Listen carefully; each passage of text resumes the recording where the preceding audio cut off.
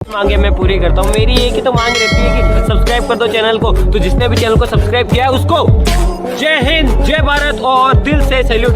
ये इस तरीके का सैल्यूट जिन्होंने सब्सक्राइब कर रखा है और जिन्होंने नहीं किया है भीड़ पड़ी भवना भणतर में खोट पड़ी सुमार गणतर में दिल दोरी दर्पण में केम मेली गया रण में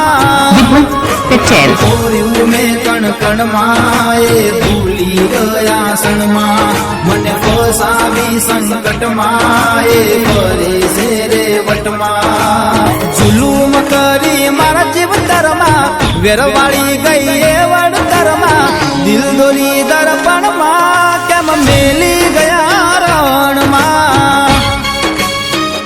इसी के साथ आज की मजदूरी यहीं खत्म करते हैं। अगर तुम्हें वीडियो पसंद आई तो लाइक मारो यार। मुझे नहीं पता, मुझे 2 मिलियन लाइक्स चाहिए, कैसे ना कैसे करके मुझे चाहिए।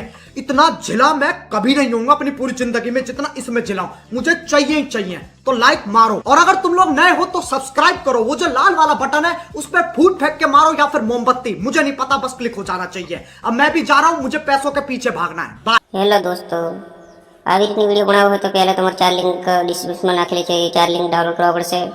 4 લિંક ડાઉનલોડ કર્યા પછી તમારે पहले तो फुल प्रोजेक्ट लेवा पड़શે। फुल प्रोजेक्ट ने सभी पर कॉपी करके